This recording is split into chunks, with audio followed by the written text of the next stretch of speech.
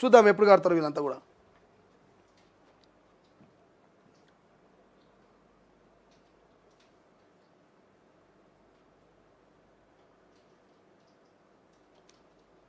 ఇక కాంగ్రెస్లో ధిక్కర స్వరం, కొత్త పాత నేతల మధ్య విభేదాలు, సమన్వయ లోపమే కారణమా, ప్రోటోకాల్ విషయంలోనూ రచ్చ. బీఆర్ఎస్ నుంచి కాంగ్రెస్లో చేరిన ఎమ్మెల్యేలపై పాత కాంగ్రెస్ నాయకులు అసంతృప్తి వ్యక్తం చేస్తున్నారు. దాదాపు ఏడాది గడుస్తున్నా ఈ సమస్యలు పరిష్కారం కాకపోవడం పార్టీలో అంతర్గత విభేదాలు బయటపడుతున్నాయి. ప్రధానంగా కొత్త పాత నేతల మధ్య సమన్వయం లోపం దీనికి కారణమని తెలుస్తుంది. ఇతర పార్టీల నుంచి వచ్చిన ఎమ్మెల్యేలు తమ సొంత పార్టీ వర్గానికే ప్రాధాన్యత ఇస్తున్నారని, పాత కాంగ్రెస్ నాయకుల్ని పట్టించుకోవడం లేదని ఆరోపణలు వస్తున్నాయి. పార్టీలో సరైన దిశలో మరి గైడ్లైన్స్ లేనట్టుగా తెలుస్తోంది. మరి ఏదేమైనప్పటికీ కూడా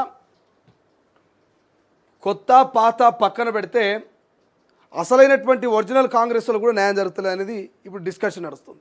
నేను ఏమంటున్నా, ఇక్కడ వార్త ఏం రాశారు, కాంగ్రెస్లో ధిక్కర స్వరం, కొత్త పాత నేతల మధ్య విభేదాలు, సమన్వయ లోపనమే కారణమా, ప్రోటోకాల్ విషయంలోనూ రచ్చ అంటూ ఇక్కడ వార్త రాశారు. సో ఇది మొదటి నుంచి నడుస్తుంది. కాంగ్రెస్ పార్టీ అధికారంలోకి వచ్చినటువంటి నాటి నుంచి నేటి వరకు ఈ 16 నుంచి 15 నెలల్లో కంటిన్యూగా నడుస్తూ ఉంది. ఎవరైతే పార్టీ ప్రయాణించినటువంటి ఎమ్మెల్యేలు ఉన్నారో వాళ్ళదొక వర్గం, మొదటి నుంచి కాంగ్రెస్ పార్టీలో ఉన్నది ఒక వర్గం. అంతెందుకు ఇక్కడ పటాన్చెరులో చూసినాం కదా, నీలం మధు, కాటా శ్రీనివాసు, గూడెం మైపాల్ రెడ్డి, ఈ 3 వర్గాల మధ్య ఎటువంటి విభేదాలు వచ్చినాయి, ఎన్ని రకాల గొడవలకు దారితీసినాయో చూసినాం.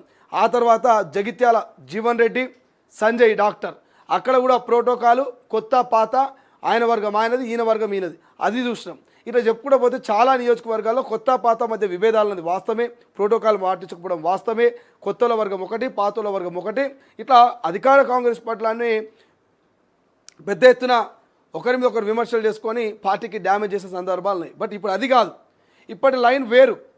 అసలైనటువంటి ఒరిజినల్ కాంగ్రెస్ కార్యకర్తలకు అన్యాయం జరుగుతుందనేది కొత్తగా తెర మీదకి వస్తున్నది. మొన్న సునీతారావు ఏమంటున్నది, టీపీసీసీ కార్యవర్గంలో మా మహిళలకు ప్రాధాన్యత ఇవ్వాలి, మా మహిళలకు కొన్ని జనరల్ సెక్రటరీలో లేకపోతే వైస్ ప్రెసిడెంట్లో ఇవ్వాలంటూ ఆమె మరి ఒరిజినల్ కాంగ్రెస్ అంటూ ఆమె మొదటి నుంచి మేము డిమాండ్ చేస్తున్నాం, 10 ఏళ్ళ నుంచి కష్టపడ్డాం అని ఆమె లొల్లిపెట్టింది.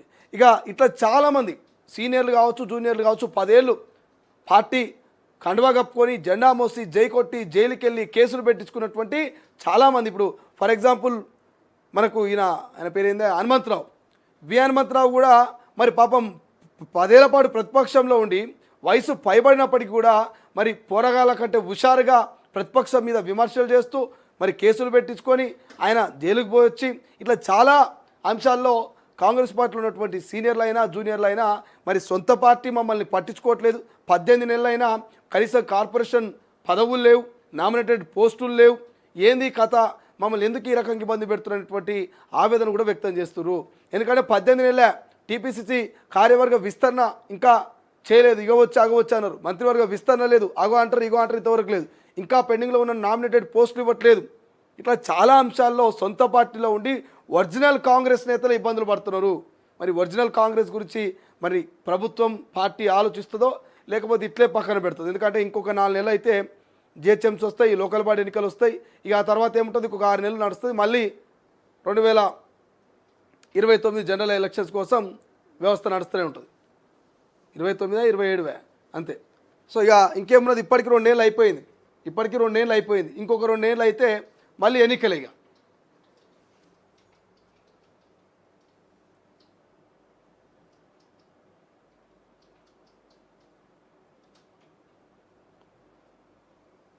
రైట్,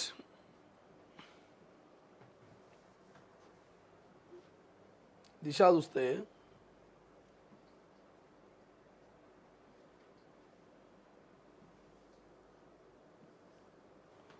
దిశలో కేసీఆర్కు నోటీసులు, రేపో మాపో కాళేశ్వరం కమిషను జారీ చేసే ఛాన్స్, వచ్చే నెలలో విచారించే అవకాశం.